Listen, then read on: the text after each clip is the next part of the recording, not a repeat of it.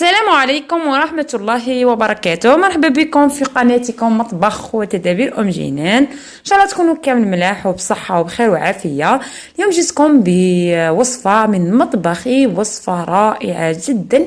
يعني الكثير من البنات ما يعرفوش يديروا الخبز بالسميد والفرينة، واليوم انا جيتكم يعني وصفة رائعة جدا، طريقة يعني ممتازة باش يخرج لك الخبز تاعك خفيف كالقطن وتستعملي فيه السميد. يعني وصفة رائعة وسهلة ومبسطة خاصة للمبتدئات. ولكن قبل ما نبداو في الوصفة تاعنا، نتمنى من كل واحد دخل عند جديد القناة، يعني من محبي المطبخ ولا حتى تدابير الجمال وتدابير الأشغال اليدوية، أن يشترك في القناة وكذلك تفعيل الجرس باش يوصلكم مني كل جديد لحظة تنزيل الفيديو الجديد. حنبداو في طريقة التحضير مع المكونات. اول مكون واللي هو السميد الرقيق اللي نديرو به يعني المدلوك، واللي نديرو به كامل المسمن. هذا السميد يكون رقيق بزاف، حنديرو كأسين من السميد الرطب، ثم نضيفو لهم ملعقة كبيرة من الخميرة، خميرة الخبز يعني الخميرة تاع الكسرة، ونزيدو النصف لان راه حنا عندنا البرد. اللي ما يكونش عندهم البرد ما يديروش، ديروا غير بملعقة يعني حسب الجو. ونضيفوا لهم ملعقه تاع سكر، ثم راح نضيف سانوج مع حبه طيبه، يعني هذو الساشيت تباعو هكا مخلطين، ثم تقدروا تشروا يعني كل وحده وحدها وتخلطوهم. السانوج اللي هو الحبه السوداء والحبه الطيبه راكم تعرفوها كامل، تجي تشبه للكمون هكذا. ونخلطوا جميع هاد المواد الجافه كما راكم تشوفوا. يعني هذه الطريقه ناجحه. كما تشوفوا هذا السميد راه رقيق بزاف، يعني اللي ديروا به المدلوك والمسمن وعادي، يعني هذا والرقاق كامل. هذا هو السميد تاعنا. حنضيفوا لهم ملعقه تاع خل كبيره، يعني هنا الخل راح ينفخ لنا الكسره تاعنا ويعطيها يعني هذيك الخفه تاعها كالقطن، راح تجي شابه بزاف. يعني نديرو فيها الخل وتطلع لنا بالخف كذلك.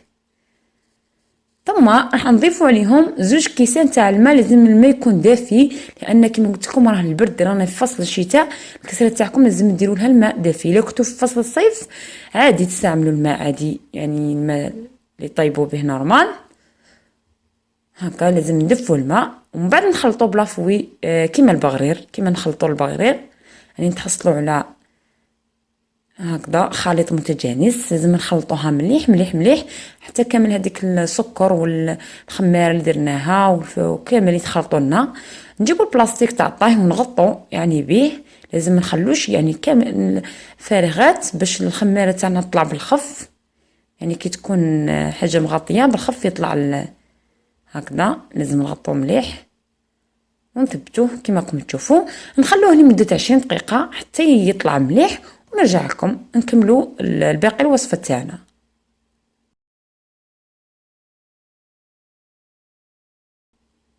بعد ما طلعنا بعد ما فاتت 20 دقيقه، شوفوا كيفاش طلع وثقب هاد الخليط تاعنا، راه طلع لنا بزاف. شوفوا يعني كي تحلوا عليه يبدا يهود. تعرفوا ان الخميره هنا راهي خدمت، يعني شوفوا كيفاش ولات. الان نهبطوا كامل هاد العجينه تاعنا بالملعقه الخشبيه هكذا. لازم نهبطوها مليح ونخلطوا مليح بالملعقه الخشبيه باش هذاك السميد كامل يعني يتضرب لنا مليح. من بعد ما يخرج لناش انا نضيفوا الفرينه. بالنسبه للفرينه راح نضيفوا 3 كيسان فرينه، يعني الكاس الكيله اللي تعبري بها السميد والماء عبري بها الفرينه باش تعطيك يعني نتيجه رائعه. نديرو 3 كيسان فرينه، 2 كيسان سميد في 2 كيسان ماء في 3 كيسان فرينه، يعني 3 اكواب فرينه في كوبين من السميد الرقيق. يعني بالنسبه اللي ما يفهموش الدارجه تاعنا حنوضحها لهم احسن هكذا. ونخلطوا نديروا هذوك الكيسان تاع الفرينه تاعنا في 3، نبداو نخلطوا غير بالملعقه الخشبيه حتى نتحصلوا يعني على عجينه متماسكه. شوفوا كيفاش ولات عجينه تكون طريه. انا نضيفوا الملح. انا الملح ما نضيفاش في الديبي، يعني ما نضيفوش البدايه تاعنا حتى نكملوا كامل العجينه ندخلوه باش ما ياثرناش على الخميره تاعنا، باش تطلع لنا الكسره غايه تاعنا وتجي شابه.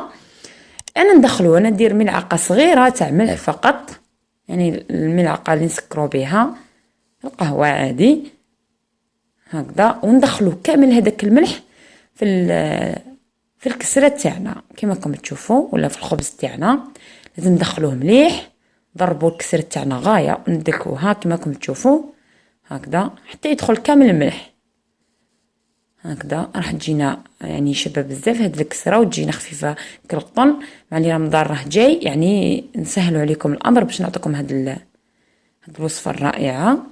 ان نغطوها ونخلوها كذلك حتى تضاعف الحجم تاعها. نرجع لكم ونغطوها بسربيته هكذا. شوفوا بعد ما تضاعف الحجم تاعها طلعت لنا هذه الكسره مليح، انا ندلكوها على سطح يعني يكون املس هكذا. انا باش يعني نوريكم غايه كيفاش ندلكو الكسره تاعنا كما راكم تشوفوا بهذه الطريقه. يعني نديو نجيبو فقط، ماشي شرط ان يعني ندير بالبنيه تاعنا ولا هكذا، يعني لازم غير نديو نجيبو. نديروا لها القليل من الفرينه يعني باش ما توليش تلصق لنا هكذا. شوفوا كيفاش نديروها على شكل حربوش. انا نقطع الخبز تاعنا على شكل دوائر. هنا راح نشكلوا 4 خبزات، يعني هنقطعوهم اللي تبقانا نزيدوهم لهم عادي.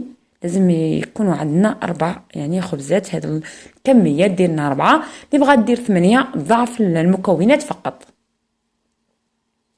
انا بغيت نكبرهم احسن من نخلي العجينه هذيك صغيره. يعني راح نقطعوها هكذا ونقسموها عليهم في 4 ونعاودوا نخبزوهم. يعني السميد مهما خبزتيه راح يكون النتيجه احسن هكذا. شوف كيفاش كورناهم. انا راح ندير لهم السميد هذا الغليظ. شوفوا انا نبغي ندير لهم السميد الغليظ هكذا، وندريه فوقهم بهذا الشكل. نخبزوهم كامل يعني بالسميد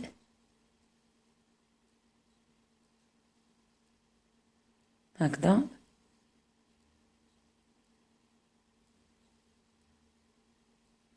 يعني جميع الخبزات اللي بقاو لنا نديرهم نفس العمليه، يعني نخبزوهم بالسميد هكذا، نحطوهم في السنيد تاعنا كيما راهم. يعني ما نخبزوهمش، نحطوهم ديريكت فوق الورق. يعني هذا تاع الطهي اللي ما ديرش ورق تاع الطهي تقدر دير السميد من تحت، دير الزيت ومن بعد دير سميد.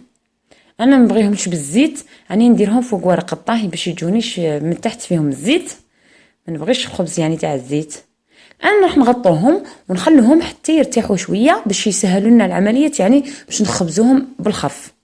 انا نخبزوهم هنا بالنسبه كي تخبزوهم لازم ترقوهم بزاف باش ما يجوكمش، يعني باش يجوكم خفاف ومحلولين في الوسط ويجوا طالعين هكذا. يعني هكذا نخبزوهم مليح، ترقوهم مليح هكذا، ونغطوهم ونخليهم حتى يخمروا. كي يخمروا ويطلعوا مليح نرجع لكم. انا بعد ما خمرت الكسره تاعنا ولا الخبز تاعنا، انا راح نديرهم في الكوشه. راح نشعل لها يعني الكوشه تاعنا نشعل لها من تحت حتى يطلع الخبز تاعنا مليح مليح. نحمروها من الفوق. راح نديرهم يعني يطيبوا، نرجع لكم نشوفوا كيفاش طاب الخبز تاعنا. هذا هما يعني الخبيزات اللي درناهم. شوفوا كيفاش جات خفيفه وجات يعني شابه بزاف وجات هايله. حنقسم لكم يعني خبزه امامكم تشوفوها كيفاش ولات الكسره هذه تاعنا من الداخل ولا الخبز. شوفوا كيفاش جات يعني محلوله وتجي شابه بزاف وتجي يعني مثقبه. شوفوا كيفاش تجي مثقبه، تجي ما شاء الله عليها، يعني تجي خفيفه. يعني لازم طيبوها على نار هادئه باش من الكسره هذه ما تود لكمش وما تخلوهاش يعني تخسر فاني كذلك في الطلوع. يعني في التخمير لازم غير تطلع طيبوها. الا خسرتكم في الخميره تاعكم يعني كي تخسر في التخمير ما راحش تجيكم شابه كذلك. لازم غير تطلع شويه طيبوها.